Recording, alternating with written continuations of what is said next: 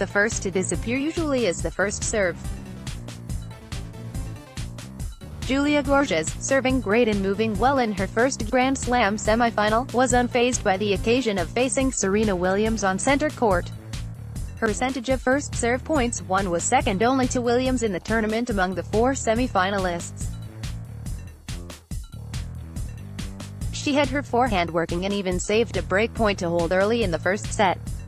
And when that wasn't clicking, her second serve came handy too. Goerges has a unique service motion where the racket stays horizontal for a moment when her ball tosses up before it adjusts itself in her right hand to create lethal deliveries. She was mixing direction on the second serves, and in Williams' second service game she even brought up a couple of deuces. And then something special happened that happens only with once-in-a-lifetime player. Williams could not help but find herself at the spot where the ball was. Williams getting to balls is one thing, but she also produced angles that only she can create. Goerges, who had prepared her head so well so that she can give her best at this level, could only look at fuzzy yellow things flying past her. Serena Williams celebrates winning her semi-final match against Julia Goerges. Reuters: at one point there was a graphic showing where Goerges' hitting points were throughout the tournament. They were all on or inside the baseline through 4 rounds and a quarterfinal. But the shots from Williams are not like the shots from any other tennis player. They were hit deep to Goerges, who had to play from well behind the baseline, something that she was alien to at least in the 10 days. Once Williams broke that Goerges' serve, she came up with 4 winners to hold for 5-2. What can 4 consecutive winners, hit against a player in her first Grand Slam semifinal who herself is not playing so badly, lead to? Goerges responded with 4 unforced errors and a double fault. 6-2, first set Serena Williams. The first to go is the serve. Williams was putting on a service masterclass that she always does. Goerges couldn't gain any inroads until it was too late at 5-4 when Williams was serving for the match, and the occasion led to some nerves. The Williams service is the greatest in tennis, and it can demoralize opponents both mentally and physically. They are not bullets, invisible to the eye.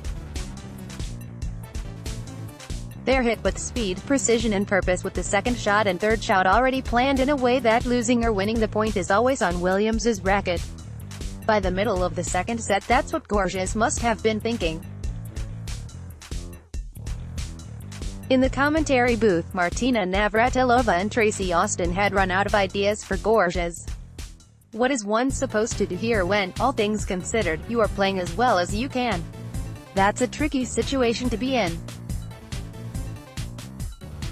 Goerges was ranked second in first serve receiving points won in the tournament, but Williams never gave her enough of them to make something. At 2-3 and precarious 30-30 on Goerges' serve in the second set, Williams spun a lob out of nowhere that Goerges just about managed to hook back clean and fine. But to her astonishment, Williams was already there to send the ball down the line for a winner without much fanfare. Breakpoint Williams. Finally dismantled and out of weapons, Goerges went for the perilous drop shot and passed on a date with the Wimbledon final. Goerges ended with serving at 58%, 20 winners and 11 unforced errors. Those are decent numbers. Williams, on the other hand, made only 7 unforced errors.